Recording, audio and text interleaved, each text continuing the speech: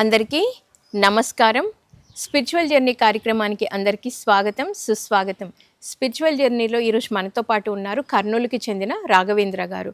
మరి 25 సంవత్సరాలకు పైగా పిఎస్ఎస్ఎం మూమెంట్లో ఉండి ఎన్నో అనుభవాలు, అనుభూతులు ఉన్నాయి. ఈ ఆధ్యాత్మిక జర్నీ ద్వారా వారితో స్వయంగా మాట్లాడి వారి గురించి తెలుసుకుందాం. సార్ నమస్తే. నమస్తే మేడం. సార్ ముందుగా మీ బాల్యము, విద్యాభ్యాసము, తల్లిదండ్రులు. నేను పుట్టి పెరిగింది బ్రాహ్మణ కొట్టుకోరు మేడం, నంది కొట్టుకోరు దగ్గర. మా అమ్మ పేరు పుల్లమ్మ, మా నాన్న పేరు గోపాలకృష్ణ. మా నాన్న చిన్నప్పటి నుండి ఆధ్యాత్మికంలో ఉన్నాడు. నేను ఆయనను చూసి నేను కూడా దుఃఖానికి, భయానికి దూరంగా ఉండాలని, నాకు కూడా ఒక మంచి గురువు దొరకాలని నేను సంకల్పం ఆల్రెడీ పెట్టుకొని ఉన్నాడు.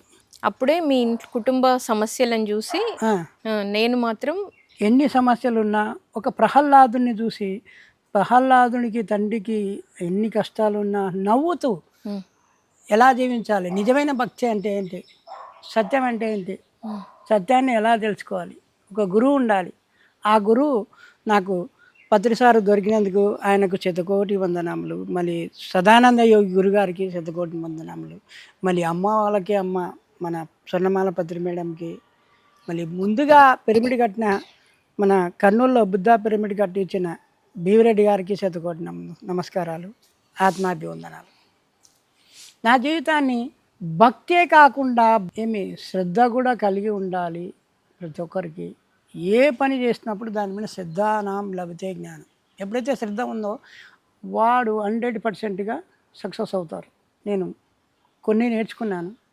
మళ్ళీ భక్త ప్రహ్లాదును చూసి చెప్పండి సార్. తల్లిదండ్రులు, తర్వాత మా నాన్న పేరు గోపాలకృష్ణ, మా అమ్మ పేరు పుల్లమ్మ. ఆమెకు భక్తి ఇంట్రెస్ట్. నాన్న వచ్చి ఆధ్యాత్మికంలో ఉన్నాడు ఆల్రెడీ, ఒక గురువు శిష్యుడు, అటయోగి ఆయన. ఇప్పుడు కూడా 99 సంవత్సరాలు స్ట్రాంగ్గా ఉన్నాడు. ఇప్పుడు కూడా మీ నాన్నగారు ఉన్నారు 99 సంవత్సరాలు. ఆయన హఠయోగి దీక్షలో ఉన్నారు, అమ్మనేమో భక్తి మార్గంలో ఉన్నారు. సో వాళ్ళిద్దరిలో మధ్యలో మీరు పెరుగుతున్నప్పుడు చిన్నప్పుడే మీకు అనిపించేది నా ఎలాంటి సమస్యలు ఉన్నా ఒక ప్రహ్లాదుడిలాగా నేను ఉండాలి, ఏకలవ్యుడిలాగా కాన్సన్ట్రేషన్ తో ఉండాలి. సో అలా మీరు ఆ వాతావరణంలో పెరిగి పెద్దవాళ్ళు. సో తర్వాత మీరు ఎక్కడి వరకు చదువుకున్నారు, మీ వివాహము, పిల్లలు? నేను చిన్నప్పుడు 1వ క్లాసు ఉన్నప్పుడు నాకు టైఫాయిడ్ జ్వరం వచ్చింది. ఓకే. ఆ టైఫాయిడ్ జ్వరం వచ్చినప్పుడు అందరు డాక్టర్ల దగ్గర తిరిగాను, కానీ ఎవరు నయం చేయలేదు. కానీ ఆయన ఏం చెప్పేవాడు, కళ్ళు మూసుకొని కూర్చోరా అన్నీ పోతాయి అనేవాడు. కానీ ఇప్పుడు కాదులే, ఏదో పెద్ద అయినాక, పెద్దగా వచ్చినాక, గడ్డం వేసుకున్నాక అప్పుడు చేయాలనుకునేవాడు. అప్పుడు చేయాల్సిన ధ్యానం కానీ 1వ తరగతిలో ఎందుకు అనుకున్నాను. అయినా సర్లే కూర్చుందని అని కళ్ళు మూసుకొని కూర్చున్నాడు. ఆయన ముందర ఒక భయంతో, భక్తితో ఓం నమ శివాయ అని చెప్పేవాడు మంత్రం. అది చెప్పించుకుంటా కొంచెం ఆయన ముందర యాక్షన్ చేసేవాడిని కాదు, పని కరెక్ట్ చేసేవాడిని కాదు. ఏ పని చేసినా నాకు కరెక్ట్ చేయాలనిపించేది కాదు, ఏదో ఒకటి ఎంజాయ్ చేయాలనిపించేది. కానీ ఆధ్యాత్మికంలో ఎంజాయ్ చేయాలంటే పొద్దున్న లేసి గుడి పోవాలి, పూజ చేయాలి, మంత్రాలు, ఇవన్నీ నాకు ఇష్టం ఉండేది కాదు. ప్రవచనాలు వినడం చాలా ఇష్టం. చిన్నప్పుడు భక్తి అన్న, మళ్ళీ గుడి అన్న, ఎక్కడైతే భజనలు జరుగుతున్నాయో, ఎక్కడ ఆధ్యాత్మిక గురించి చెప్తున్నాడు, రాత్రి పడుకునేవాడిని కూడా, నాకు లేచి రాత్రి అంతా వినేవాడిని అక్కడ. ఓకే. ఎక్కడైనా గుడిలో నుండి మంత్రాలు వినిపిస్తున్నా, సత్సంగం వినిపిస్తున్నా వెళ్ళిపోయి వినేవాడిని. ఓకే. చిన్నప్పుడు తర్వాత ఒక మంచి గురువు ఎవరు అంటే అప్పట్లో బ్రహ్మంగారు, సిద్ధుడు గురించి బాగా తెలుసు. సిద్ధుడు లాగా శిష్యుడు, బ్రహ్మంగారు లాగా గురువు ఎవరు లేరా అని వాళ్ళు. సో అలా మీరు ఆ స్టోరీస్ చదువుకున్నారు? చదువుకున్నాను. ఆయన సినిమాలు కూడా చూసా, ఆయన బ్రహ్మంగారి సినిమాలు, సినిమా. ఆ తర్వాత ప్రహ్లాదుడి సినిమా చూసిన తర్వాత నేను కూడా ఇలా ఎందుకు కాకూడదు అనిపించేది. కానీ ఖచ్చితంగా అవుతాం అని అప్పటి నుండి నా లోపల తపన పెట్టుకొని నాకు గురువు కావాలి, మంచి గురువు. కర్నూలులో ధ్యానయజ్ఞం జరుగుతుంది, అక్కడ ఎగ్జిబిషన్ గ్రౌండ్లో నేను అక్కడ బోర్డు చూశాను. ఏం చూశానంటే, ధ్యానం అంటే శ్వాస మీద ధ్యాస. నాకు పెళ్ళయింది మేడం, మా మేనమామ కూతుర్నే చేసుకున్నాను, ప్రేమతో పెళ్లి చేసుకున్నాను, కట్నం లేకుండా చేసుకున్నాను. తర్వాత నాకు 2 కొడుకులు. పెద్దోడి పేరు భార్గవ, చిన్నోడి పేరు హరి. వాళ్ళకి 2 పిల్లలు. ఓకే. సుధీర్, ఓంకార్. పెద్దోడికి 2 మగ పిల్లలే. చిన్నోడికి మన ఇద్దరు ఆడపిల్లలే. ఓకే. సో అలా మీ ఫ్యామిలీ అంతా ఉంది. అయితే మరి మీరు కర్నూలుకి రావడము, కర్నూలులో సెటిల్ అవ్వడం జరిగింది.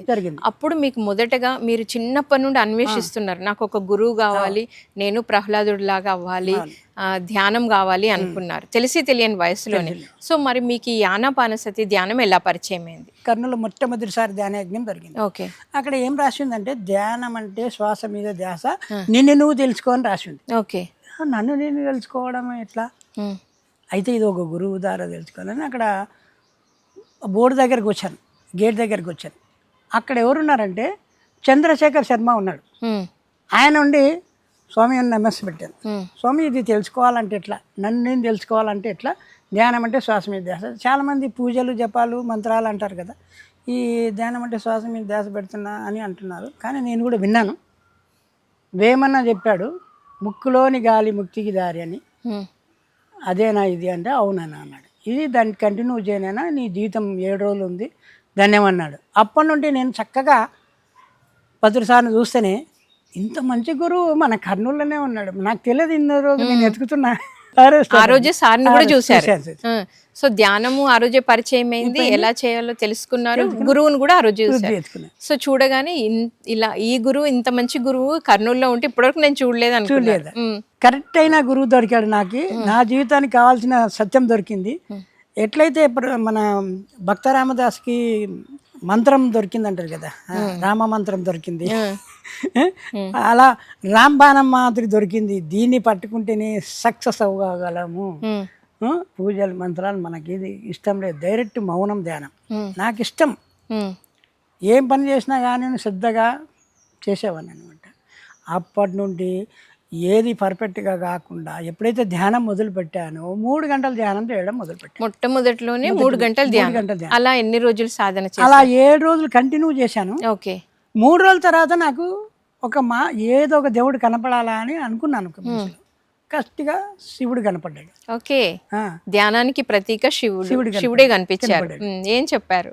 నేను అడిగినాను మనసు, నా జీవితాన్నిలో నేను కరెక్ట్గా జీవిస్తున్నానా లేదా అనేది ఇదే ఆదర్శం కాబట్టి రైట్ జరిగింది. కానీ సినిమాల్లో చూస్తే ఎన్నో జన్మల తపస్సు చేసే కూడా దొరకరు కదా దేవుళ్ళు. మళ్ళీ ఇంత తొందరగా దేవుడిని పట్టుకోవడం ఈజీ, అయితే ఇదే కరెక్ట్ అని అప్పటి నుండి నేను రెగ్యులర్గా చేయడం మొదలుపెట్టాను.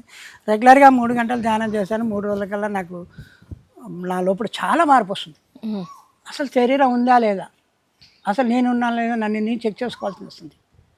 అప్పుడు చేస్తూ ఉంటే మా భార్య భయపడి, ఈయన ఎప్పుడో రాత్రి పారిపోతాడు ఇట్లా ఉంటే అని వాళ్ళ అమ్మకి పిలుచుకొని ఇలా ధ్యానం చేస్తున్నాడు, మళ్ళీ ఈయన ఉంటాడా పోతాడా అని అంటే, నేను ఎక్కడ పోను, గృహస్థంలో ఉంటూ గృహస్థంలో సాధన చేయాలి అని, నా జీవితంలో ఏ సన్యాసం పుచ్చుకోకూడదు, నేను సన్యాసం ఒప్పుకోను కూడా, ఇదే రైట్.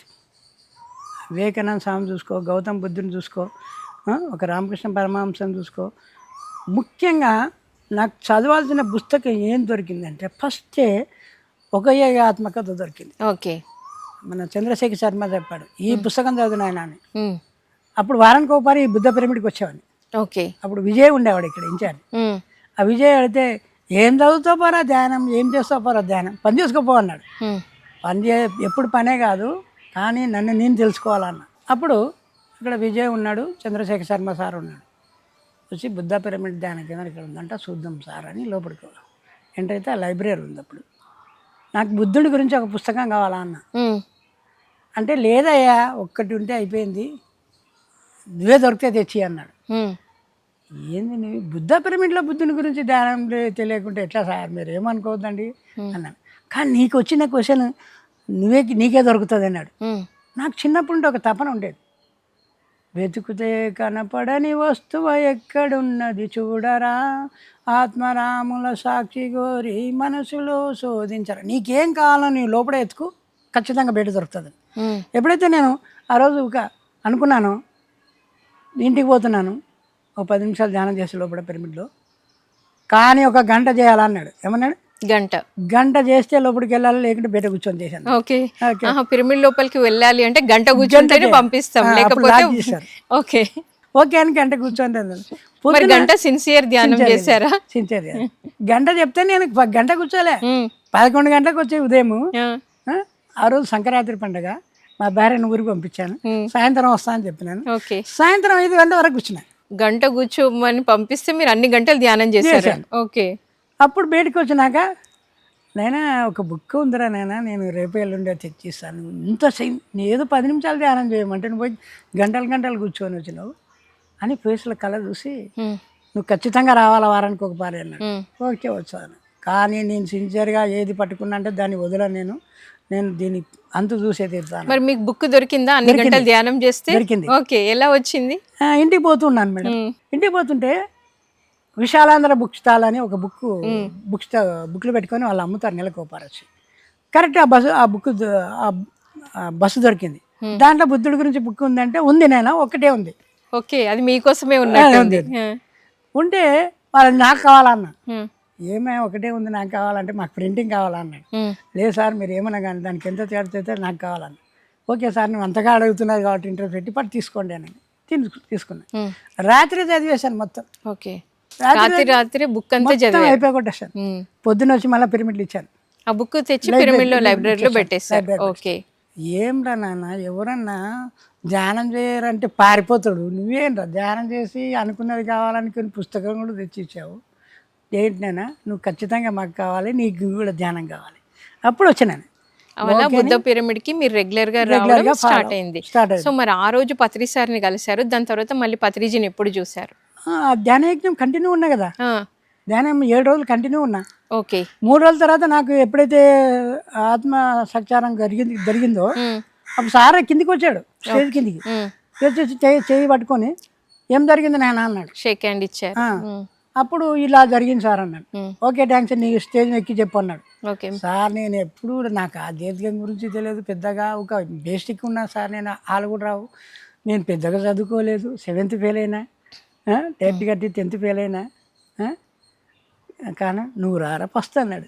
ఎక్కిన పైకి ఎక్కి చెప్పమంటే చెప్పేసిన. సో మొట్టమొదటగానే 7 రోజుల్లోనే ధ్యానం నేర్చుకోవడము, సాధన చేయడము, స్టేజ్ మీదకి ఎక్కి సార్ ముందు మాట్లాడడం కూడా జరిగింది. ఆ రోజు నాకు స్టేజ్ ఫిగర్ పోయింది. అంతకుముందు నేను ఎలక్ట్రికల్ యూనియన్ జైన్ సెక్రటరీ ఉన్నా. ఎప్పుడైనా స్టేజ్ ఎక్కాలంటే భయం. ఓకే. కానీ ఏ రోజు సారు పక్కన ఉన్నాడో ఆ క్షణం నుండి స్టేజ్ బిగర్ పోయింది. ఖచ్చితంగా నేను ఏదైనా చేయగలని అప్పుడు ధైర్యం వచ్చింది. ఓకే. అప్పుడు నుండి నా లోపల ఆత్మవిశ్వాసం పెరిగింది మేడం. ఓకే నేను ఏమైనా చేయగలను, ముందు ప్రజలకు సేవ చేయాలి అని నేను కళ్ళు మూసుకొని ధ్యానం చేస్తాను. స్కూల్ ఎలా చెప్పాలి అని ఒకరోజు సారు పత్రిసాడు జీసస్ రూపంలో వచ్చేసి రేపుంటే స్కూల్లో పోయి చెప్పరా అన్నాడు. ఓకే. మెసేజ్ ఇచ్చారు స్కూల్స్లో ధ్యాన ప్రచారం చేయమన్నారు. ఓకే ఇలా మెసేజ్ వచ్చింది సార్ అని ఒక సీనియర్ మాస్టర్ని అడిగిన. వచ్చి అడిగితే నువ్వు ఏమనుకోవద్దు, రేపు గురు పౌర్ణమి ఉంది, సదానంద దగ్గర పోతాం, అప్పుడు ఆయనకు మెసేజ్ అడుగు, నువ్వు కరెక్ట్గా ఉంటుంది అన్నాడు. కరెక్ట్ పోయి అడిగిన, స్వామి నా జీవిత లక్ష్యం ఏంటి? నీ జీవిత లక్ష్యం ధ్యానం చేయడం, గృహస్థుడిగా ఉండడం, పిల్లలకు ధ్యానం చెప్పడం, అదే నీ లక్ష్యం అన్నాడు. అప్పుడు నేను కూడా ఓకే అనుకున్నా. అది కరెక్టా లేదా, నా క్వశ్చన్ కరెక్టా లేదా అని మనం పత్రిసారిని అడిగిన. డైరెక్ట్ సార్ని అడిగాను. సార్ ఏమన్నారు? అదే నేను నీ లక్ష్యం అన్నాడు. ఓకే. పిల్లలకి ధ్యానం చెప్పడం, గృహస్థ జీవితంలో ఉండడం, ఏ సన్యాసం పుచ్చుకోకుండా, ఏ ఆశ్రమాలకు వెళ్ళకుండా ఉండడం, ఇవే కరెక్ట్ అనిపించింది. సంసారంలోనే నిర్వహణ. అప్పుడు ఖచ్చితంగా నాకు ఇంకా ఇదే నా జీవితంలో అని నేను ఎలక్ట్రికల్ వర్క్ చేసుకున్నాను. House wiring, building contract. First కర్నూలులో జీపులాడి కాలేజీ చేశాను. చేసుకుంటూ రోజు ఒక స్కూల్ చెప్పుకుంటూ నా పని నేను చేసుకున్నాను. అప్పట్లో ఇది ఏ సంవత్సరం సార్ మీరు స్కూల్స్లో? 99 డిసెంబర్ 25 నుండి ఆ ధ్యానయజ్ఞ అయిపోయిన నుండి స్కూల్ మొదలుపెట్టాను. స్కూల్స్లో. సో అలా మీరు ఎన్ని స్కూల్స్లో ధ్యాన ప్రచారం చేస్తున్నారు? ఇప్పుడు మొత్తం వచ్చేసి ధ్యాన విద్యార్థి డిస్ట్రిక్ట్ ఇన్ఛార్జ్ ఉంటూ 10 మండలాలు కవర్ చేస్తాను. ధ్యాన విద్యార్థి డిస్ట్రిక్ట్ ఇన్ఛార్జ్ మీరు 10 మండలాలు కవర్ చేస్తారు. 10 మండలాల్లో ఎన్ని స్కూల్స్ ఉన్నాయో అన్ని స్కూల్స్లో ఆనాపానసతి, శ్వాస విద్యాస ధ్యానం తెలుసు. ఓకే. ఓకే ఇది అయిపోతేనే కొన్ని రోజులకి సార్ ఏమన్నాడు, రే నువ్వు పక్క జిల్లాకి వెళ్ళి చెప్పాలా అన్నాడు. ఓకే. ఓకే సార్ అన్న. ఏలు పక్కల మహబూబ్నగర్ జిల్లాకి అన్నాడు. మహబూబ్ నగర్ జిల్లాకి కొత్తకోట వెళ్ళాను. కొత్తకోటలో ఒక వారం స్కూల్ అన్నీ చెప్పాను. అప్పుడు ప్రేమయ్య సార్ కొత్తగా ఓకే అదే స్కూల్లో మొదలుపెట్టాను.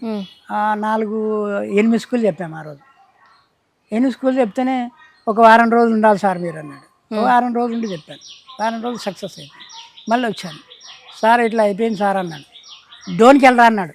డోన్కి వెళ్ళరా అన్న పోయి డోన్కి వెళ్ళి 41 రోజు చెప్పాను. 41 రోజు చెప్పి ప్రతిసారి క్లాస్ పెట్టాను. డోన్లో 41 రోజులు ధ్యాన ప్రచారం చేశారు. ఆ ఎండింగ్లో సార్ క్లాస్ కూడా జరిగింది.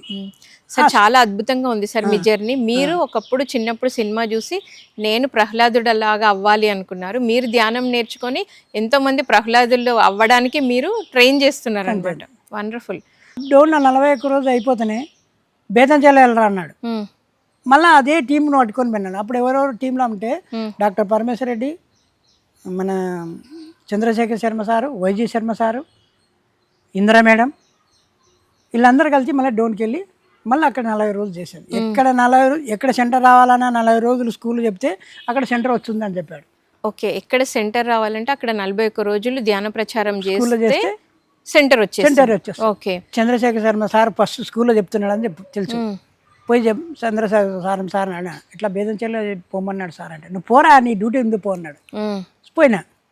పోయి ఆడ కూడా 40 రోజులు నేను, మన గుంతకల్ రామచంద్రారెడ్డి, ఆ ఊర్లో మహానందయ్య, తర్వాత ఆ ఊర్లో మద్దయ్య, వీళ్ళంతా ఒక 5 మంది టీం పోయి మొత్తం అన్ని స్కూల్లో పాంప్లెట్ కొట్టించడం, అన్ని స్కూల్లో ధ్యానం చెప్పడం, హాస్టల్లో ధ్యానం చెప్పడం, బీసీ హాస్టల్, గురుకుల పాఠశాల, కస్తూర్బాయ్ స్కూల్, ఇలా అన్నీ మొదలుపెట్టాయి. సాయంత్రం అయితేనే ఎక్కడ భజన జరుగుతుంది, ఎక్కడ గుళ్ళు ఉంటాయో అక్కడ మళ్ళీ పోయి చెప్పేవాళ్ళు. అక్కడ గుళ్ళోకి వెళ్ళి మళ్ళీ ధ్యాన ప్రచారం చేసేవాళ్ళు. ఆరవేశ సంఘం ఉంది, అమ్మవారి గుడి ఉంది, అక్కడ పోయి 41 రోజు ధ్యానం పెట్టండి, నువ్వు వచ్చి చెప్తామన్నాను. 41 రోజు ధ్యానం పెట్టేశారు. అప్పుడు చంద్ర పరిచయం అయ్యాడు అక్కడ. ఆయన కూడా పరిచయం. ఓకే, నేను 40 రోజులు మీకు స్కూల్ ఇస్తాం సార్, మీరు రాండి కంటిన్యూగా అన్నాడు. కంటిన్యూ చేశాను. ఓకే, కంటిన్యూ చేస్తే ప్రతిసారి క్లాస్ పెట్టాం సుమేధ స్కూల్లో. ఓకే, 41 రోజు అయిపోయింది. అయిపోతేనే సార్ నా డ్యూటీ అయిపోయింది, మళ్ళీ ఎక్కడైనా పెట్టండి సార్ నాకు పోరా నంద్యాల పోన్నాడు. ఓకే, మళ్ళీ నంద్యాల పోయింది. మన నంద్యాల పోయి ఫస్ట్ కేశరెడ్డి స్కూల్లో హాస్టల్లో చెప్పమన్నారు. నేను కర్నూలు నుండి 3 గంటలకు లేచిపోయి మార్నింగ్ 3 గంటలకు లేచి నంద్యాల వెళ్ళేవాళ్ళు. రాయచూర్ టు రాయచోటి బస్సు ఉంది 3 గంటలకి. ఆ బస్సుకు పోయి రోజు హాస్టల్లో ఒక 40 రోజులు చెప్పాలని కంటిన్యూ నాకు ఆర్డర్ ఇచ్చారు. ఇస్తే పోయినాక ఒక 30 రోజులు చెప్పాను. తర్వాత చెప్పాలనిపించలేదు స్కూల్లో. అయిపోయింది, ఆ స్కూల్ అయిపోయింది. అయిపోతేనే అన్ని స్కూళ్ళు చెప్పాలని అన్ని స్కూళ్ళు తిరిగాను. ఆ నంద్యాల యూత్ అంతా పరిచయం అయ్యారు వారికి. చిందుకూరు వెంకటేశు, విశ్వనాథు, రాజు, ఒక ఇంటి పైన శ్రీనివాస్ సార్ అని పిరమిడ్ కట్టాడు. ఆయన ఇంటి పైన ధ్యానానికి వచ్చేవాళ్ళు. పగలల్లో స్కూల్లో ధ్యానం చెప్పేవాళ్ళు, ఆ పిరమిడ్లో వచ్చే వాళ్ళకి ధ్యానం చెప్పాను. అలా కంటిన్యూ అయిపోయింది. 41 రోజులు ప్రతిసారి క్లాస్ పెట్టాను. సక్సెస్ అయిపోయింది. అదే కేశరెడ్డి స్కూల్లో నంద్యాలలో. అది అయిపోతేనే మళ్ళీ సార్ నాకు ఇక్కడ డ్యూటీ అయిపోయింది సార్, ఎక్కడ పెట్టా పోరా అల్లగడ్డ అన్నాడు. ఓకే, అప్పుడు చింతలకృష్ణ బామాడిది, డోన్ చింతలకృష్ణ బామాడిది ఆలగడ్డలో ఉన్నాడు. ఆయన పేరు సురేష్. ఆయన ఒక శివాలయం పక్కల ఆయన అంగడి ఉంది. అప్పుడు నాకు అనిపించింది, ఓహో చిన్నప్పుడు నాకు ప్రహ్లాదుడు మెసేజ్ ఇచ్చాడు ఇక్కడ ధ్యానం చెప్పమని అని, అవోపులను చెప్పడం నాకు ఎంతో అదృష్టం అని ఇమ్మీడియట్లీ వెళ్ళాలి. ఓకే, ఇల్లు పోయి పాంప్లెట్ ప్రింట్ చేయించి పాంప్లెట్ బంద్ చేసి అన్ని స్కూల్లో చెప్పుకుంటూ, అప్పుడు అక్కడ కూడా ఆలగడ్డలో కూడా అయిపోయినాక పత్రిమేడ చెప్పింది, అరే నువ్వు ఆన్నే కొద్ది రోజులు ఉండరా అన్నాను. ఆలగడ్డలో కాసిరెడ్డి ఆశ్రమం దగ్గర ఒక పిరమిడ్ మాదిరి ఒక షెడ్ వేస్తాం, నువ్వు అక్కడే ఉండి అబోబులం చుట్టుపక్కల పల్లెలు చెప్పాలని. ఆలగడ్డ అయిపోతే నా అబోబులం చుట్టుపక్కల 10 రోజులు చెప్పాను. అప్పుడు నాకు జీవితం ధన్యం అనిపించింది. ఓకే, నా జీవితం ఏదైతే అనుకున్నానో నేను అక్కడే సేవ చేయాలనుకున్నాను, చేశాను. అయిపోయింది. కాశీరెడ్డి నాయన దగ్గర మీరు ప్రచారం చేయాలి. సో ఆ కోరిక తీరింది. ఓకే, అప్పుడు నెక్స్ట్ సార్ అన్న కాళ్ళు మూసుకొని, సారు సికింద్రాబాద్ ధ్యాన యజ్ఞం జరుగుతుంది. అప్పుడు సార్ ఒక చెంప కొట్టాడు. కొట్టిన తర్వాత నువ్వు ఎర్రగొండపాలెంలో ఒక దేవాలయం కడుతున్నాను, అక్కడ ధ్యాన మందిరం కడుతున్నాను ఆంజనేయ స్వామికి, మీరు అక్కడ వెళ్ళు, నువ్వు అక్కడ వెళ్ళు అన్నాడు. సార్ నాకు రాస్తే లేదన్న, నువ్వు అని అడ్రస్ ఇస్తా అన్నాడు. పోయినా మళ్ళీ పోయి అక్కడ మొదలుపెట్టాను. ఈ ఒంగోలు డిస్టిక్ అది ఎర్రగొండపాలెం. అక్కడ నుండి అక్కడ ఒక 6 నెలలు ఉన్నామన్నాడు సార్. అప్పుడు బీరెడ్డి గారు కూడా వచ్చారు. వచ్చి ఈ అబ్బాయి ఇక్కడ ఉంటాడు, ఇక్కడ అన్ని స్కూళ్ళు చెప్తాడు అని చెప్పాడు. తర్వాత టెంపుల్లో కూడా చెప్తాడు, ఇక్కడే ఉండాలి నువ్వు అంటే ఓకే అన్నా. అప్పుడు రెగ్యులర్గా ఒక 6 నెలలు చెప్తే నాకు 3 నెలలకే అయిపోగొట్టాయి ఆ ఏరియా అంతా. 3 నెలలకి అయిపోతేనే వాళ్ళు 6 నెలల కోసం బుక్కులు, పాంప్లెట్లు, బ్యానర్లు అన్నీ తెచ్చిపెట్టుకున్నారు. ఒక వెహికల్ రెడీ పెట్టినారు. దాన్ని 3 నెలలకి అయిపోతున్నాను నాన్న, నీ ఖర్చులు భరాయించలేము, నెలకి 50,000 వస్తుంది దీని ఖర్చు, స్టాప్ చేయి. ఓకే. ఓకే. ఇంకా అప్పుడు ఏం చేశాను, నేను నడుచుకుంటూ వెళ్ళి చెప్పేవాడిని. ప్రచారం అయితే ఆపలే, నడుచుకుంటైనా వెళ్ళి చెప్తాను అని చెప్పాను. త్రిపురాంతకం వెళ్ళాను ఫస్ట్. త్రిపురాంతకం వెళ్ళి టెంపుల్ అమ్మవారికి నమస్కారం చేసుకొని, బాల సరస్వతి అమ్మ నమస్కారం, అమ్మ నాకు ఇక్కడ ప్రచారానికి ఇచ్చారు, నువ్వే ముందు నేను నడపాలని చెప్పాను. నైనా ఓకే నైనా నువ్వు రెడీ అన్నాను. అప్పటి నుండి 40 రోజులు ఖర్చు నడుచుకుంటూ వెళ్ళి రోజు 25 కిలోమీటర్లు చెప్పుకుంటూ వచ్చాను. రోజు ఒక మండలం వెళ్ళేవారు. ఓ రోజు త్రిపురాంతకం, ఓ రోజు పుల్లం చెరువు, ఓ రోజు దేరగొండపాలెం, ఓ రోజు దోర్నాల, ఓ రోజు మార్కాపురం, ఓ రోజు గిద్దలూరు, అట్లా బేస్తారపేట, ఇలా 10 మండలాన్ని రెడీ మొత్తం పూర్తి అయిపోయింది. 10 మండలాలు అయిపోతేనే నా డ్యూటీ అయిపోయిందని మెసేజ్ వచ్చింది నాకు. సార్ ఇట్లా అయిపోయిందని మెసేజ్ వచ్చింది సార్ అంటే, నువ్వు వచ్చేరా అన్నాడు. సార్ని సుబ్రహ్మణ్యం సార్ని పరిచయం చేశాడు. ఆయన నా ఖర్చులకి ఇవ్వమని చెప్పి సార్ చెప్పాడు. ఆయన నా ఖర్చులకి ఇచ్చేవాడు. నేను ఎర్రగొండపాలెం అంతా పూర్తి చేశాను. అయిపోతేనే సార్ చెప్పాను. ఓకే అయిపోయిందా, ఓకే వచ్చే ఇంటికి అన్నాడు. పోయి ఇంటికాడ చూసుకోపో మళ్ళీ కొద్ది రోజులున్నాక, సార్ నాకు ఏదో లోటు ఉంది సార్ అంటే మీరు పత్రి సార్ని అడిగారు డైరెక్ట్, సార్ నాకు ఏదో లోటు ఉంది అని. అప్పుడు సార్ ఏం చెప్పారు? సరేరా నీకు డ్యూటీ కావాలా అంతే కదా అన్నాడు. అవును సార్ అన్న. పో గుత్తికెళ్ళి అన్నాడు. ఓకే. మళ్ళీ అనంతపూర్ డిస్టిక్ గుత్తికెళ్ళాను. అక్కడ అచ్యుత ఆశ్రమం అని ఉంది ఒకటి, మన రైల్వే స్టేషన్ పక్కనే. అక్కడ మొదలు పెట్టాను. 41 రోజు ధ్యానం రెగ్యులర్ చేసుకుంటూ అన్ని స్కూల్ ధ్యానం చెప్పేవాడిని. అక్కడ రైల్వే డిపార్ట్మెంట్ వాళ్ళు కూడా 1 గంట ధ్యానం చేసి పోవాలి. సార్ మరి మీరు ఇంత ప్రచారం చేసినప్పుడు అందరూ చెప్పగానే వినేవాళ్ళ, ఎలా ఏమన్నా వచ్చేవా విమర్శలు కానీ అలా? అంటే మీరు ధ్యానం చేయండి అనగానే కూర్చునే వాళ్ళ, లేకపోతే మాకెందుకు అనేవాళ్ళ? చాలామంది అనేవాళ్ళు ఏమంటే, నీ దగ్గర ధ్యానం చేస్తే బాగా కుదురుతాయా, అది ఏమో నాకు తెలియదు, కానీ ఇంటికి పోయినా కుదరడం లేదు, మళ్ళీ రాండి అనేవాళ్ళు. నన్ను రాత్రి ధ్యానం చేస్తుంటా, రాండి మీరు అనేవాళ్ళు. అట్లా ఆశ్రమం కాడికి తొలగిపోయేవాళ్ళు. కూర్చోబెట్టాను. సార్ ఏమనుకోవద్దు, రైల్వే డిపార్ట్మెంట్ స్టేషన్ పక్కనే ఉన్నారు, ఎక్కువ శబ్దాలు వస్తున్నాయి సార్, మీరు ఎట్లా ధ్యానం చేస్తారు సార్, ఇంత శబ్దాలు వస్తుంటే ఏం పట్టించుకొని కళ్ళు మూసుకొని కూర్చొని నీ లోపలికి నువ్వు వెళ్ళిపో, ఎంతప్పుడైతే అంతర్ముఖం ప్రయాణం చేస్తావో ఏ శబ్దాలు ఉండవు, శబ్దాలని పట్టించుకోకుండా మన నిశ్శబ్దంలోకి ప్రవేశిస్తే ఏమక్కర్లేదు అని చెప్పి అప్పుడు నుండి ఓకే అన్నాను. సార్ వచ్చారు. ఒక 10 రోజుల తర్వాత వచ్చాడు సార్. వచ్చి నేను బెంగళూరుకి వెళ్తున్నా రాఘవేంద్ర, నువ్వు వస్తా అబ్బాయి దగ్గరికి అని. సార్ వస్తా అన్నాను. సార్ ఎక్కించుకొని పోయి బెంగళూరు తీసుకెళ్ళి సార్తో ప్రయాణం చేశారు బెంగళూరుకి. ఇక్కడ బెంగళూరులో ప్రాణప్రతిష్ఠ జరుగుతుంది, పిరమిడ్, ఇంటర్నేషనల్ పిరమిడ్. అక్కడ 40 రోజులు ఉండి నీ డ్యూటీ చేయాలా అన్నాడు. సర్లే నేను అందరితో 40 రోజులు రెగ్యులర్గా చేసేవాడిని. మేము ఇక్కడే ఒక 10 మంది టీం ఉండేవాళ్ళం. ఆ 10 మంది రోజు గంటలు ధ్యానం చేసేవాళ్ళం. అంటే 3 గంటలు ఎప్పుడైతే ధ్యానం చేస్తావో తర్వాత ఎన్ని గంటలైనా కూర్చోని మాకు అర్హత వచ్చింది అనమాట. అప్పుడు నేను ఎక్కడైనా చెప్పగలనని ధైర్యం వచ్చింది. 3 గంటల ధ్యానం. అప్పుడు బెంగళూరులో కూర్చొని ధ్యానం చేస్తేనే ఫస్ట్ స్టార్టింగ్లోనే 3 గంటలు కూర్చున్నా కదా, మేము సాయంత్రం 6 గంటలకు కూర్చుంటే ఉదయం 6 గంటల వరకు లేచేవాళ్ళం. 10 మంది టీం, కర్నూలు నుండి యూత్ అంతా. అప్పుడు ఖచ్చితంగా ఓకే, ఇంకా ఏదైనా సాధించవచ్చు అని నాకు ధైర్యం వచ్చేసింది. ఓకే సార్, నిజంగా చాలా అద్భుతంగా ఉంది మీ జర్నీ. ప్రచారం అయితే ముఖ్యంగా చాలా అద్భుతంగా చేస్తూ వచ్చారు సార్. మరి మీరు ఎప్పటి నుండో వెతుకుతున్న ఆ గురువు దొరికారు, ఆ ధ్యానము దొరికింది. ఆ గురువు గురించి మీ మాటల్లో. నాకు ఖచ్చితంగా ఈయన సామాన్య మానవుడు కాదు, ఆ పైనుండి దిగి వచ్చిన మళ్ళీ వచ్చిన బుద్ధుడు అని అంటారు కదా, అలానే ఈయన. కానీ నాకు లోపల అనిపించేది అనమాట. అప్పుడు తెలిసింది ఓకే తక్కువ ఆయన కాదు నాన్న. అప్పుడు నేను అన్నాను, సార్ నాకింత అర్హత ఉందే సార్, నాకు ఏం చదువు రాదు, మీరు ఎట్లా చెప్పిస్తున్నారంటే, నువ్వెవడరా చెప్పడానికి, ఆడ పోయి కూర్చుంటే నీవే వాళ్ళే చెప్తారు సబ్జెక్టు, నీ బాడీ పోయి ఆడ కూర్చోవాలా, ప్రజెంట్లో ఉండాలి అంతే నువ్వు. అప్పటి నుండి కళ్ళు మూసుకొని కూర్చుంటే ఎవరికి ఏ సబ్జెక్ట్ కావాలో ఆ సబ్జెక్ట్ వచ్చేది. నేను ఈ చంద్రశేఖర్ శర్మ ఎంపటి, వైద్య సంపద వాళ్ళ ఎంపటి తిరిగాను కదా, వాళ్ళ ఎలా చెప్తున్నారని తెలుసుకున్నాను. వాళ్ళని చూసి ఫాలో అవ్వాలి. ధ్యానాంధ్రప్రదేశ్ మ్యాగజైన్లు వేశారు, అక్కడ ఎలక్ట్రీషియన్ కూడా కావాలా అన్నారు ఆ మ్యాగజైన్లో. సార్ నేను ఆల్రెడీ నాకు ఎలక్ట్రికల్ వర్క్ వచ్చు, ఏమో చెప్పండి అని పాల్సార్ని అడిగినప్పుడు ఇన్ఛార్జ్ ఆయన. పోతే సార్ ఓకే నేను నీకు జాబ్ రెడీ అని. ఓకేనా. ఎక్కడ వచ్చింది సార్ జాబ్? బెంగళూరులో బెంగళూరులో బుద్ధ పిరమిడ్లో మీకు ఎలక్ట్రీషియన్గా జాబ్ వచ్చింది. 11 వరకు మోటార్లు ఆన్ చేసుకోవాలా, ఆఫ్ చేసుకోవాలా, మిగతా కరెంట్ పనులన్నీ నువ్వు చేసుకోవాలంటే ఓకే అన్న. అప్పుడు టెంపరవరీ షెడ్లు వేసేవాళ్ళం క్లాస్ జరిగేటప్పుడు.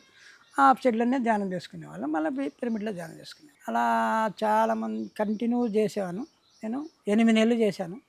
8 నెలలు అయిపోయినాక నెలకు ఒకసారి 15 రోజులకు ఒకసారి ఇంటికి వచ్చేవాడిని. సారు కరెక్ట్గా డబ్బులు ఇచ్చేవాడు, నేను వచ్చి చేసేవాడిని. అయిపోయినాక 8 నెలల తర్వాత నా జాబ్ ఇక్కడ అయిపోయిందని నాకు మెసేజ్ వచ్చింది. ఓకే. బళ్ళారి నుండి ఒక అబ్బాయి వచ్చాడు, మురళి. ఆ అబ్బాయి వచ్చి మౌనం ఉన్నాడు.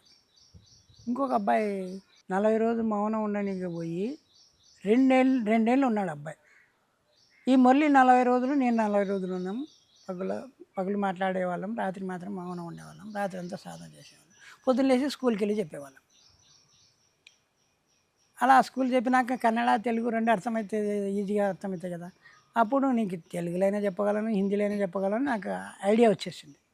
అప్పుడు ఓకేనేనా అని ఇంకా నెక్స్ట్ మళ్ళీ ఇంటికి వెళ్ళిపో అని సారు నాకు మెసేజ్ వచ్చింది. నేను ఇంటికి వెళ్ళి వచ్చాను.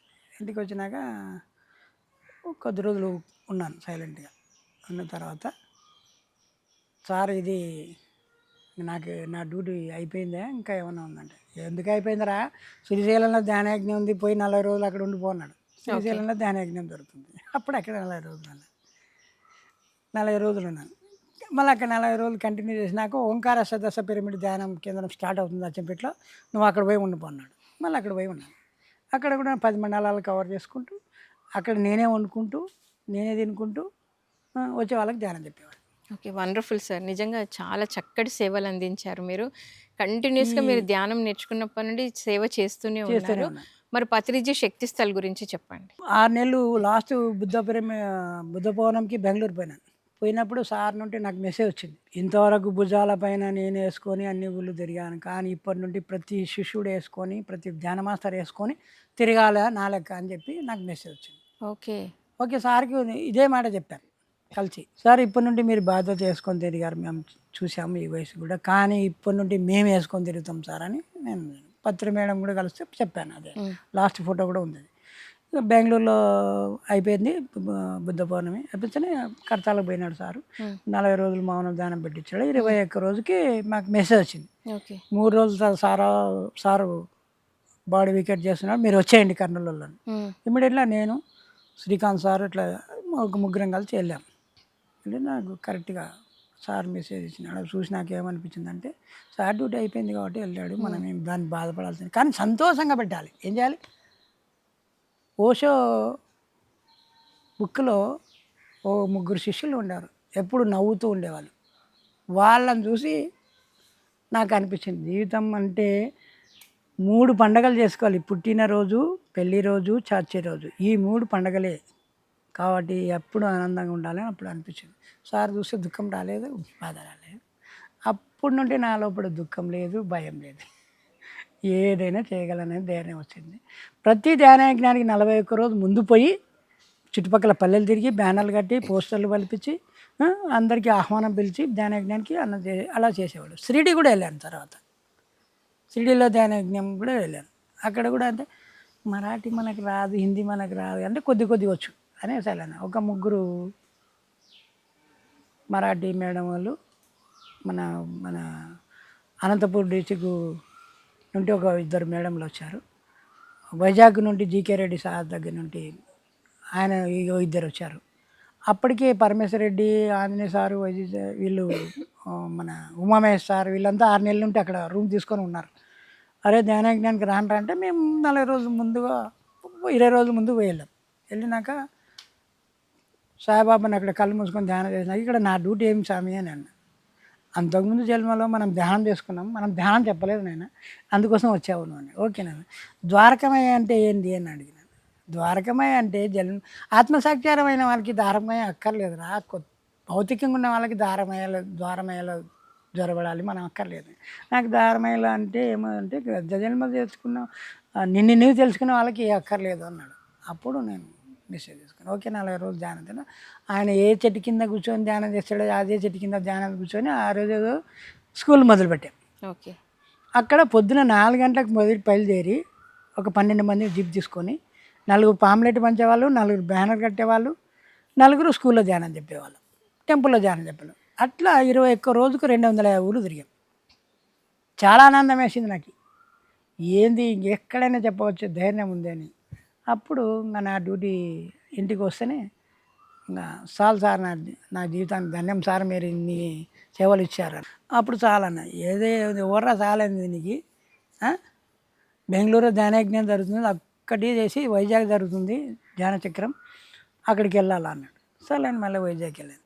సో సార్, మీ అనుభవ జ్ఞానంతో చివరిగా మీరు ఇచ్చే మెసేజ్ ఏంటి? సార్ పాట ఒకటి ఉంది, ధ్యానం చేద్దామురో అన్నలార, శ్వాసను పడదామురో అన్నలార, కళ్ళు రెండు మూసి అన్న చేతులు రెండు కలిపి అన్న, కళ్ళు రెండు మూసి అన్న చేతులు రెండు కలిపి అన్న, శ్వాస చెంత ఉండాలిరో అన్నలార, చింతలన్నీ మానాలిరో, పొద్దుగాల ధ్యానమంట పొద్దుగుకి ధ్యానమంట, బడికాడ ధ్యానమంట గుడికాడ ధ్యానమంట, ఏడనైనా ధ్యానం అంటారో అన్నలార, ఎప్పుడైనా ధ్యానం అంటారు. అంటే ఎప్పుడైతే సూది మందు వద్దు అన్నాడో, డాక్టర్ వద్దు అసలు వద్దు అన్నాడో, అప్పుడు నాకు చాలా ఇంట్రెస్ట్ కలిగింది.